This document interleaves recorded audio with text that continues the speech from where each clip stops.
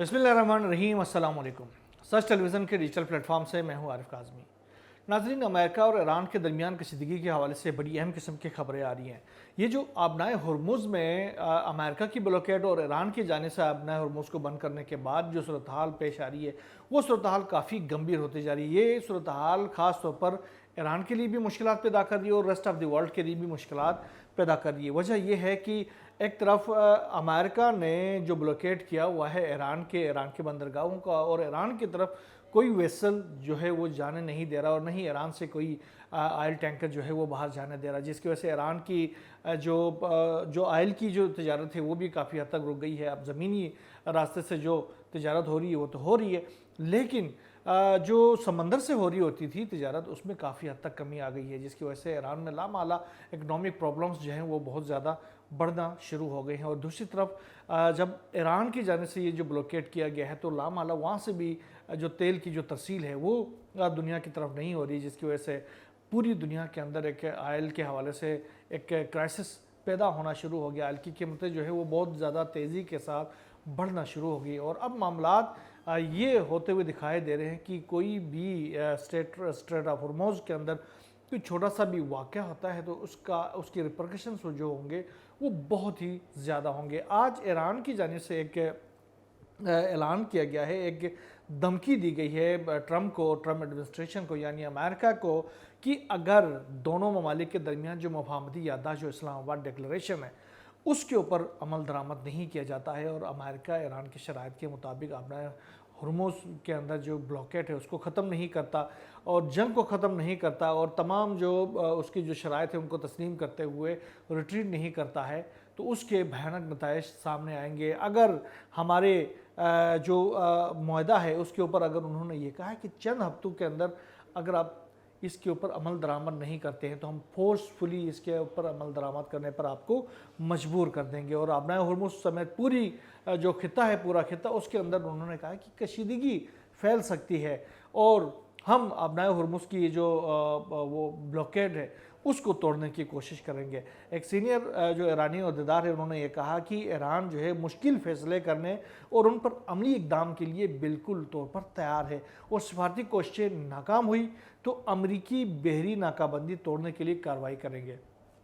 आप अंदाज़ा कर सकते हैं, तो ये कार्रवाई जब आप वहाँ पर फ़ौजी कार्रवाई करेंगे, लाजिम बात है फ़ौजी कार्रवाई होगी। अब उसमें होगा ये, दो सिनारियोस हो सकते हैं, या तो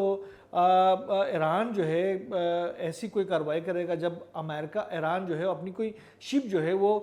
बेच सकता है, आयल टैंकर को बेच सकता है, जिसके ऊपर अमेरिका लामाला कोशिश करेगा कि उसको या तो रोक सके या तो वापस बेच सके या उसको हिट करके तबाह करने की कोशिश करेगी। ऐसे किसी भी सूरत में ईरान जो है वो जवाबी कार्रवाई कर सकता है और उस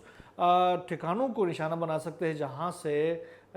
उस शिप को रोकने की कोशिश की गई या उस शिप के ऊपर हमला किया गया हो। अब अगर ये हमला अगर किसी एयरक्राफ्ट कैरियर से होता है, किसी डिस्ट्रॉयर से होता है, या ज़मीन के अंदर मौजूद खित्ते के अंदर जो मौजूद ईरान के अमेरिका के जो अड्डे हैं उनमें से कोई कार्रवाई की जाती है, तो ईरान फौरी रिटालिएट कर सकता है और उसके नतीजे में ये जंग जो है वो शामिल हो सकती, शुरू हो सकती है, और उसके नताइज जो है वो लामाला सिर्फ ईरान के लिए नहीं होंगे, खित्ते के अंदर अमेरिका के बेसिस के लिए नहीं होंगे, बल्कि खित्ते के ममालिक के लिए भी काफ़ी ख़तरनाक होंगे। गो कि खित्ते के जो ममालिक है वो पूरी कोशिश कर रहा है, अभी कुवैत ने भी, मिस्र ने भी और दीगर ममालिक ने भी ये मुतालिबा किया है कि ये जो दोनों जो फरीक है वो एक दफ़ा फिर मुज़ाकरात के टेबल पे आ जाए और मुज़ाकरात करके इस रोले को निपटाए, इस मामले को ख़त्म करे। लेकिन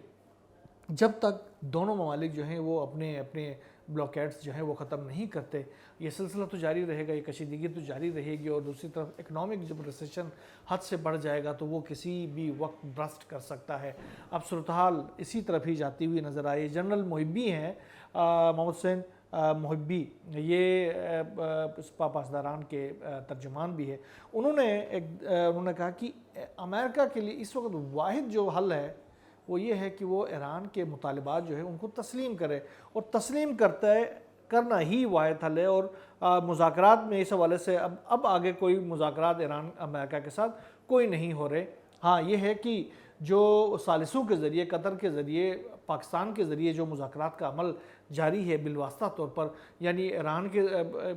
پیغامات پاکستان کے ذریعے، قطر کے ذریعے امریکہ تک، اور امریکہ کے پیغامات ان تک پہنچ رہے ہیں، تو یہ ایک چینل کے ذریعے تو ضرور ہو رہے ہیں، لیکن براہ راست کوئی مذاکرات ان دونوں ممالک کے درمیان نہیں ہو رہے۔ ایران نے بھی یہ کہا کہ ہمارے کوئی مذاکرات درمیان میں نہیں ہو رہے، لیکن امریکہ جو ہے وہ سفارتی بات چیت کا فقدان اگر یہاں ہوتا ہے تو امریکہ کی جانب سے جو وعدہ خلافیوں کا سلسلہ جاری رہتا ہے تو پھر اس کے بھیانک نتائج جو ہیں وہ برآمد ہوں گے، اور ایران اور امریکہ کے لیے اب واحد حل یہ ہے کہ وہ ایران کے شرائط کو تسلیم کرے۔ اب 6 شرائط ہیں، ان 6 شرائط کو تسلیم کرنا، یا پھر وہ جو اسلام آباد ڈکلریشن کے جو تمام تر شرائط ہیں ان کو تسلیم کرنے میں ہی وہ کہتے ہیں کہ عافیت ہے، اس کے بغیر تو معاملات خراب ہو سکتے ہیں۔ غالباف جو کہ ایران کے پارلیمان کے سپیکر ہیں، انہوں نے بھی یہ کہا کہ امریکہ جو ہے وہ MOU کی مسلسل خلاف ورزی کر رہا ہے، اور ناکہ بندی کے خاتمے اور امریکی فوجی جارحیت جاری رکھنے تک ہم آبنائے ہرمز تو خالی کھول کے نہیں رکھ سکتے۔ لامحالہ ہم ایسی کوئی غلطی نہیں کریں گے کہ امریکہ ایک بھی شرط نہ مانے اور اس کے کہنے پر ہم اس کے جو آبنائے ہرمز کو کھول دیں۔ دوسری طرف ٹرمپ ہے، وہ یہ کہہ رہے ہیں کہ بھائی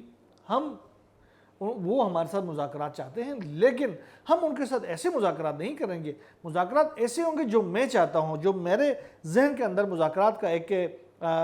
جو مینٹل میپ ہے اسی کے اوپر مذاکرات ہوں گی، اسی کے اوپر بات چیت ہوگی۔ لامحالہ اس میں تو وہ بھی یہی کہتا ہے کہ جو میرے شرائط ہیں ان کو ایران تسلیم کرے، یعنی ایران کے لیے انہوں نے گزشتہ روز کہا تھا کہ ایران صرف جو سفید جھنڈا ہے وہ لہرا دے تو پھر یہ جنگ ختم ہو سکتی ہے۔ اب مسئلہ یہ ہے کہ ایران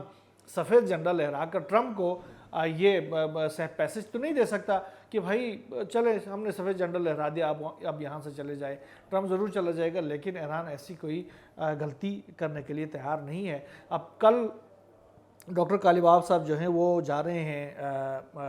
عراق میں جا رہے ہیں۔ اب عراق میں کیوں جا رہے ہیں؟ عراق میں ایک تو جو خطے کے اندر جو صورتحال بڑی تیزی کے ساتھ ڈیولپ ہو رہی ہے اس کو دیکھنے کے لیے، اس کے اوپر بات چیت کرنے کے لیے جا رہے ہیں۔ دوسری طرف جو اربیل میں کل جو واقعہ ہوا ہے، یہ بڑا حیران کن واقعہ ہے، جس میں خاص طور پر اربیل میں جو عراقی کردستان کے جو وزیر اعظم ہیں ان کے محل کے اوپر حملہ کیا گیا ہے۔ اب یہ فالس فلیگ آپریشن ہے ایران کے بقول۔ ایران کہتا ہے کہ یہ جو کارروائی ہے یہ فالس فلیگ آپریشن کیا گیا ہے اور ایران کے مخالفین کی جانب سے کیا گیا، ایران کے دشمنوں کی جانب سے کیا گیا ہے، تاکہ یہ جو علاقائی ممالک ہیں ان کے درمیان اختلافات کو ہوا دیا جا سکے۔ اور اس کے ساتھ ساتھ ایران کی جانب سے یہ بھی کہا گیا ہے کہ جو صدام کے ساتھ جب ہماری جو 8 سالہ جو جنگ تھی اس دوران یہ عراق کی جو اربیل کے یا کردستان کے جو حکام تھے انہوں نے ہمارا ساتھ دیا اور ہم نے ان کا ساتھ دیا ہے، اور ان کو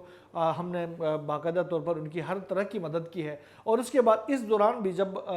ہماری امریکہ کے ساتھ مسائل چل رہے ہیں تو اس دوران بھی اربیل کے اندر جو کردستان کے جو حکام ہیں انہوں نے اپنی سرحدوں کو ہمارے لیے محفوظ کر کے ہماری لیے خدمت کی ہے، تو ہم ان کے ساتھ اس طرح کی کوئی کارروائی کیوں کریں گے؟ ہم اربیل کے اندر کارروائی کرتے ہیں تو ان ٹھکانوں کے اوپر کارروائی کرتے ہیں جو وہاں بیٹھ کر